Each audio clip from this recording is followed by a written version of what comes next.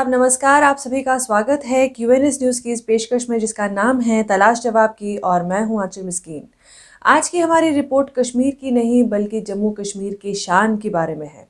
सबसे पहले आपको उस खबर के बारे में बताते हैं जिसे हमने फर्दर एनालिसिस के लिए चुना।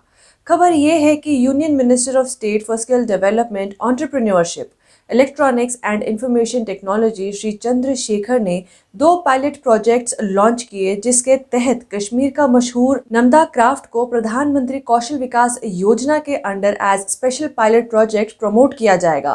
कारीगरों को और बुनकरों को ट्रेनिंग के साथ साथ अपॉर्चुनिटीज प्रोवाइड की जाएंगी। साथ ही ये भी बताया गया कि J&K कारपेट एक्सपोर्ट को 600 से 6000 करोड़ तक इंक्रीज किया जाएगा और लगभग 8 लाख लोगों के लिए एम्प्लॉयमेंट अपॉर्चुनिटीज क्रिएट की जाएंगी।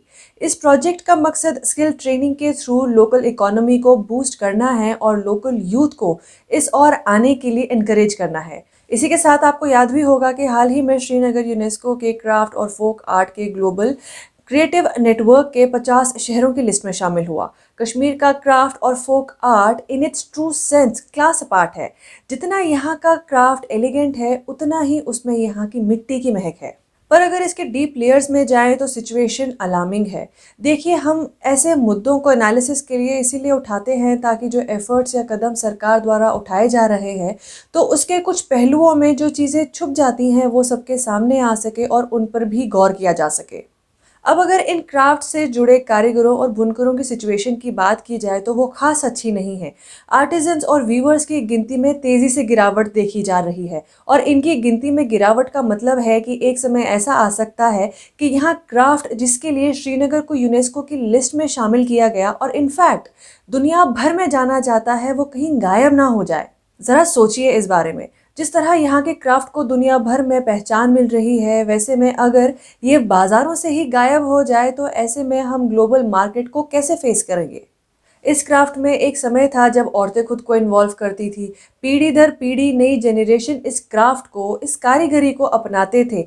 पर हम सभी जानते हैं कि इसमें कारीगरों के हाथ ज़्यादा कुछ नहीं लगता, ना के बराबर इनकम है। तो ऐसे में इस कला को फर्दर बढ़ाने के लिए अगर कोई आगे ही नहीं आया तो J&K का क्राफ्ट लुप्त हो जाएगा। एजेंसीज या बिजनेस कंपनीज इनको क्राफ्ट आइटम्स को बनाने के लिए हायर करते हैं।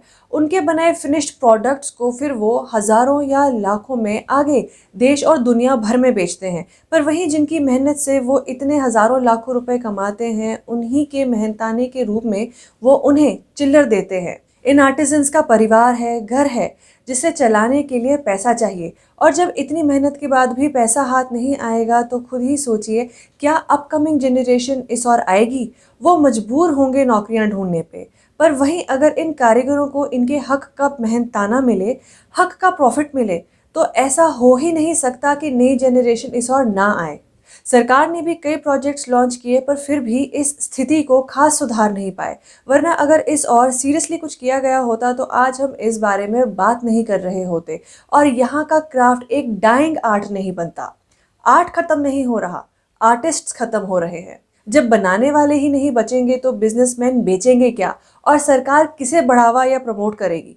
इसीलिए सरकार जैसे भी प्रोजेक्ट्स को लॉन्च करे पर इस बात को डेफिनेटली नज़र में रखें कि जिस क्राफ्ट को बढ़ावा देने के लिए वो प्रोजेक्ट्स लॉन्च कर रहे हैं तो उसमें उस क्राफ्ट को बनाने वाले की फाइनेंशियल कंडीशन बेहतरी की ओर बढ़े और इसे एटलीस्ट इतना ल्यूक्रेटिव बनाया जाए कि नई पीढ़ी इस ओर आए और पैशन के साथ साथ with sense of financial security इस काम को आगे बढ़ाएं। तभी जाकर यहाँ का क्राफ्ट सही मायनों में रिवाइव करेगा। तो इसी बात के साथ दोस्तों हमारी आज की इस पेशकश में सिर्फ इतना ही। हम फिर हाजिर होंगे आप सभी के सामने किसी और मुद्दे के साथ। तब तक के लिए बाकी खबरों के लिए आप सभी बने रहिए क्यूएनएस न्यूज़ के साथ और मुझे दीजिए इजाज़त। नमस्कार।